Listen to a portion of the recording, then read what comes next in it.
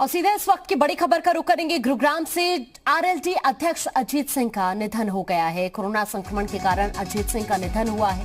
गुरुग्राम के एक निजी अस्पताल में उनका इलाज चल रहा था। फेफड़ों में संक्रमण बढ़ने की वजह से तबीयत उनकी बिगड़ गई थी। ये इस वक्त की बड़ी खबर है आपकी टीवी स्क्रीन पर। दरअसल आपको ये बता दें कि चौधरी अजीत सिंह का निधन हो गया है। पवन सेंगर हमारे संवाददाता ज्यादा जानकारी के लिए हमारे साथ जुड़ गए हैं। पवन, अजीत सिंह हमारे बीच नहीं रहे, क्या जानकारी मिली है? हाँ बिल्कुल, कोविड से संक्रमित थे और खास तौर से पश्चिमी उत्तर प्रदेश के बड़े नेताओं में से एक नेता थे। पूर्व प्रधानमंत्री चौधरी चरण सिंह के पुत्र थे और लगातार कोई भी सरकार रही, अगर मोदी सरकार के कार्यकाल को हटा दें आप तो उससे पहले चाहे वो मनमोहन सिंह जी की सरकार रही हो, अटल बिहारी वाजपेयी जी की सरकार रही हो, टीवी नरसिम्हा राव प्रधानमंत्री थे उनकी सरकार रही हो, या वीपी सिंह की सरकार रही हो, हर सरकार में मिनिस्टर रहे, चाहे एग्रीकल्चर पोर्टफोलियो की बात करें, एविएशन की बात करें या फूड प्रोसेसिंग की बात करें, तमाम सारे इंडस्ट्री की बात करें, तमाम सारे विभाग को चौधरी अजीत सिंह ने हैंडल किया है एज ए सेंटर में मंत्री रहते हुए। तो कद्दावर नेता थे पश्चिमी उत्तर प्रदेश में, अगर कहा जाए तो तमाम जो जाट नेता बाहुल्य क्षेत्र थे उसके एक तरीके से लीडर थे। हाँ, अगर बात करें पिछले प्रधानमंत्री नरेंद्र मोदी के कार्यकाल की तो इसमें एक तरीके से कहीं ना कहीं जनाधार खिसका था, लेकिन चौधरी अजीत सिंह एक अलग नाम रखते थे राजनीति में और समाजवादी पार्टी से इस वक्त काफी नजदीकियां थी। अगर यूं कहें कि सभी चुनाव में समाजवादी पार्टी ने उनके लिए सीट छोड़ी। आने वाले समय में विधानसभा चुनाव में गठबंधन की भी बात आ रही थी कि उनसे गठबंधन करके उनको सीट देने का काम राष्ट्रीय अध्यक्ष अखिलेश यादव करेंगे। तो निश्चित तौर पे दुख की घड़ी है और खास तौर से अगर चौधरी अजीत सिंह की बात करें तो 86 में पहली बार अपर हाउस यानी राज्यसभा के लिए गए थे। उसके बाद से लगातार जो है ये या तो बागपत से लोकसभा चुनाव जीतने का काम किया था उन्होंने। तो राजनीति में एक लंबा इतिहास अगर कहा जाए अजीत सिंह की, तो चौधरी चरण सिंह के बाद उनकी अगर विरासत को संभालने का काम किया तो अजीत सिंह ने कहा। और अजीत सिंह पॉलिटिक्स के माहिर अगर नेताओं में कहा जाए, जो समझ जाते थे कि किसकी सरकार आने वाली है, किस तरीके से राजनीति करवट लेने वाली है, आने वाले समय में क्या करना चाहिए, इन तमाम बातों को लेकर के वो हमेशा राजनीति के गलियारे में चर्चा का विषय रहा करते थे।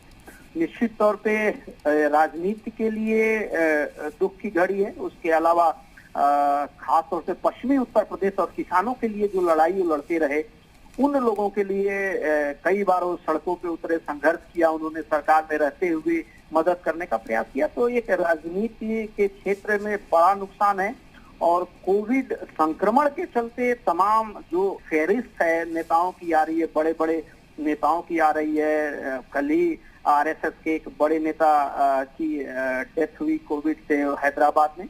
तो ये लगातार दुखद खबरें आ रही हैं और इस तरीके के नेताओं का जाना निश्चित तौर पे क्षति है समाज के लिए, पॉलिटिक्स के लिए और खास तौर से उत्तर प्रदेश के लिए। बिल्कुल पवन, एक और बड़ा चेहरा कोरोना ने हमसे छीन लिया है। लेकिन अगर बात अजीत सिंह की ही हम करें, अभी आप भी उनके राजनीतिक करियर की भी बात कर रहे थे, किसानों से लगाव उनका रहा है। मनीष शुक्ला हमारे साथ बीजेपी से जुड़ चुके हैं, बहुत स्वागत है सर आपका।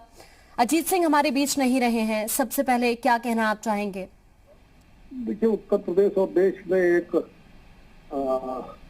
मजबूत जनाधार वाले किसान नेता को खोया है। अजीत सिंह जी केंद्र में मिनिस्टर रहे, आरएलडी के राष्ट्रीय अध्यक्ष, कई बार लोकसभा और राज्यसभा में रहे और अजीत सिंह उन नेताओं की श्रेणी में थे जिनके साथ कोई विवाद कभी सामने नहीं आया किसी से और वाणी की सौम्यता और कभी भी उनके बयानों में कटुता नजर नहीं आई।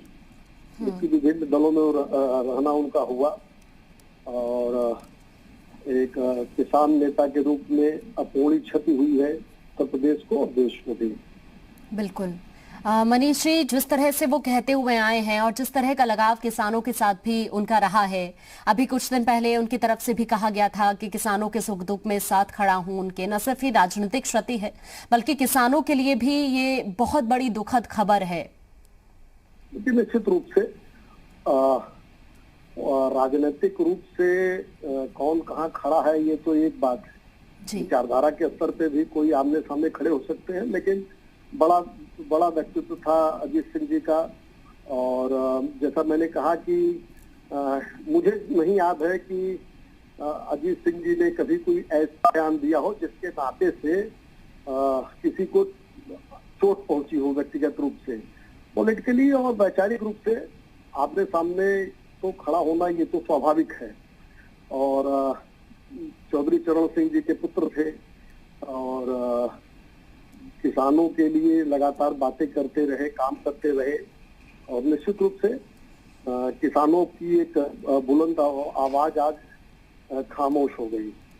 बिल्कुल, और वाकई ये बहुत दुखद पल है सभी के लिए, क्योंकि राजनीति की भी बात करें मनीष जी तो काफी लंबा इतिहास उनका रहा है। पॉलिटिक्स में भी जो माहिर नेता हैं उनमें उनका नाम शामिल रहा है। और अभी आप भी जिक्र कर रहे हैं कि किसी तरह का विवादित बयान कभी उनकी तरफ से ज्यादातर नहीं देखा गया, विवाद किसी से सामने नहीं आया है। इन सभी चीजों के लिए हमेशा उन्हें याद भी किया जाएगा। निश्चित रूप से ऐसे समय में तो उन्हीं चीजों को याद किया जाता है कि अजीत सिंह जी का जो योगदान है भारतीय राजनीति में, उत्तर प्रदेश की राजनीति में, और जो चाहे उनका दल हो या जो भी नए लोग हैं राजनीति में, उनको सीखने को क्या मिलेगा? सीखने को यही मिलेगा कि आप राजनीतिक रूप से, वैचारिक रूप से कहीं भी हो, लेकिन वाणी से और अपने बयानों से कभी भी किसी को पर्सनल अटैक या नहीं होना चाहिए। और अपने मुद्दों को, अपने विषयों को जरूर उठाना चाहिए। और बिल्कुल, लगातार और यही सभी चीजें हैं जो हमेशा उनकी याद दिलाती रहेंगी। आप बने रहिए मनीष जी हमारे साथ। इसी बीच अनुराग भदौरिया जो एसपी से हमारे साथ जुड़ चुके हैं, बहुत स्वागत है अनुराग जी। आज हमारे बीच एक बड़ा चेहरा नहीं रहा है, अजीत सिंह हमें छोड़कर चले गए हैं, निधन हो गया है कोरोना की वजह से। बिल्कुल, ये हमारे देश की राजनीति की और हमारे समाज की बहुत बड़ी क्षति हुई है। और हमने एक ऐसा नेता खो दिया जो हमेशा गरीबों की और किसानों की और सामाजिक न्याय की बात करते थे। और ऐसा नेता जो सोचिए 1960 में उन्होंने बीटेक किया था और उसके बाद से वो जॉब करते थे। नौकरी करने के बाद पॉलिटिक्स में आए, तो उनको समाज की हर चीज के बारे में ज्ञान था कि नौकरी क्या होती है, समाज सेवा क्या होती है। और अगर उनकी पर्सनल व्यक्तित्व की बात करें तो अगर उनके घर कोई चला गया, जैसे मुझे तो एक्सपीरियंस है, तो वो इतना जरूर पूछते थे कि तुम्हारे गांव कौन सा है और क्या करते हो, बैठाएंगे, गांव का नाम पूछेंगे, आपके परिवार के बारे में जानेंगे। और खाना खाने के लिए, चाय पीने के लिए तो आपको उसके बगैर जाने ही नहीं देंगे। बोलेंगे आए हो तो आप ये तो इतना तो है, बल्कि आप इतना भी बोलो कि नहीं मैं खा के, नहीं आप आओ बैठो। तो ये जो व्यक्तित्व था उनका, इसको देश बहुत मिस करेगा। और ऐसे लोग कभी कभी आते हैं इस दुनिया में, तो ऐसे व्यक्तित्व का और ऐसे राजनेता का जाना देश का बहुत बड़ा नुकसान हुआ है, समाज का बहुत बड़ा नुकसान हुआ है। बिल्कुल, और अनुराग जी जिस तरह से हमेशा से ही किसानों का सहयोग उन्हें रहा है, और साथ ही अगर बात भी की जाए उनकी, तो जिस तरह से किसानों से लगाव उनका रहा है, हमेशा यही जानने की वो कोशिश करते थे। अगर आप भी जैसे जिक्र कर रहे हैं कि जब उनके घर जाते थे तो किसी तरह का विवाद तो उनका रहा ही नहीं, लेकिन बड़ी बात ये भी रही कि हमेशा लोगों की दिक्कतों को जानने की कोशिश उन्होंने की है। बिल्कुल, मुझे एक घटना याद है कि जब मैं दिल्ली में पढ़ रहा था, तो जब मैं उनसे मिलने गया तो उस समय वो मंत्री थे, तो वो निकल रहे थे और मैं घुस रहा था, क्योंकि उस समय मुझे कुछ मदद की जरूरत थी। तो उन्होंने तुरंत जाना, तो मैंने अपने गांव का नाम बताया, तो फिर उन्होंने नेताजी की बात की, अच्छा वहाँ आओ बैठो, फिर पूरा परिचय लिया, खाना। ठीक है, आप हमारे साथ बने रहिए। इसी बीच हमारे साथ डिप्टी सीएम दिनेश शर्मा जी जुड़ चुके हैं, बहुत स्वागत है सर आपका जी मीडिया पर। अभी अभी ये बहुत बड़ी दुखद खबर हमारे बीच आई कि अजीत सिंह नहीं रहे हैं सर। ये काफी दुखद समाचार है जी। अजीत सिंह जी एक ऐसे राजनेता रहे हैं जो पश्चिमी उत्तर प्रदेश में खासतौर से किसानों के बीच में जिनकी अपनी एक अलग पहचान रही है। कई पदों पर काम करने के साथ साथ उन्होंने अपनी एक स्थान एक राजनेता के रूप में, लोकप्रिय राजनेता के रूप में बनाया था। उनका आकस्मिक चला जाना हम सबके लिए दुख का समाचार है। बिल्कुल, वाकई ये बहुत दुखद घड़ी है, लेकिन जिस तरह से हमेशा से ही उनका राजनीतिक में भी काफी लंबा करियर रहा है, साथ ही माना जाता है पॉलिटिक्स में माहिर नेताओं में उनका नाम रहा है। किसानों के बीच आप भी जिक्र कर रहे हैं, एक अलग पहचान उनकी रही है। हमेशा जिस तरह से वो किसान हितैषी माने गए हैं, जिस तरह से उनकी तरफ से हमेशा कहा गया कि किसानों के दुख सुख में वो हमेशा साथ खड़े हैं उनके, हमेशा उनको याद किया जाएगा उनकी इन बातों को देखते हुए। संपर्क कट गया है दिनेश शर्मा जी से, लेकिन वाकई ये बहुत बड़ी दुखद खबर है। हमारे साथ लगातार मनीष शुक्ला जी जुड़े हुए हैं, बीजेपी प्रवक्ता, साथ ही अनुराग भदौरिया जी भी हमारे साथ जुड़े हुए हैं। अनुराग जी, आप एक किस्सा बता रहे थे जब आपकी मुलाकात हुई, जरा आप बताइए।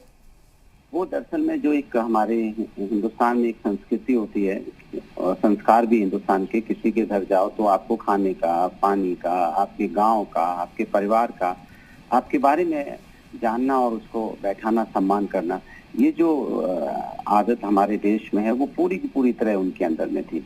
वो उनके अंदर अपनापन था और हमेशा वो किसानों का, तो आपने देखा अंतिम सांस तक किसानों के लिए लड़ते रहे। किसानों की तो बात हमेशा से करते थे, किसान की राजनीति तो हमेशा से करते आए।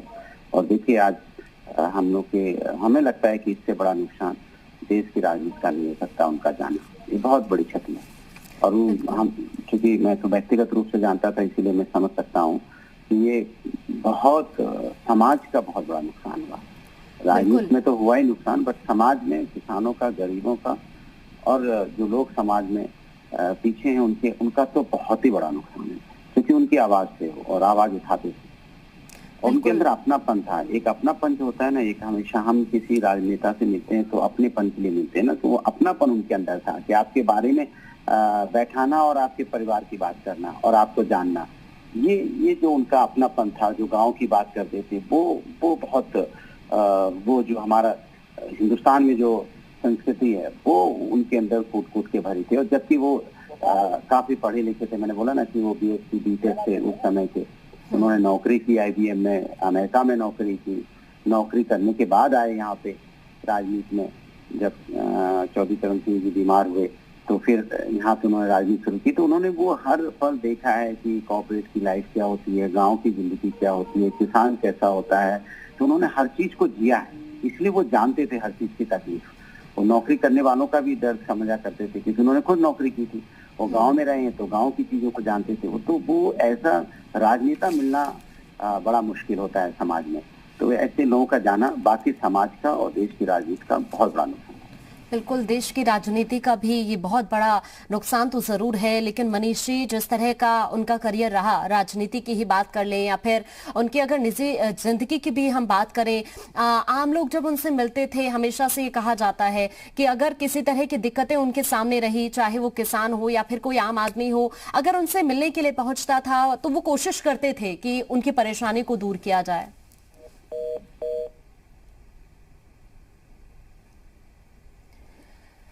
तो संपर्क कट गया है हमारा, लेकिन ये बहुत बड़ी दुखद खबर हमारे सामने एक के बाद एक कोरोना ने कई बड़े चेहरों को हमसे छीन लिया है। और इसी बीच अब ये दुखद खबर, चौधरी अजीत सिंह हमारे बीच नहीं रहे हैं, कोरोना से उनका निधन हो गया है।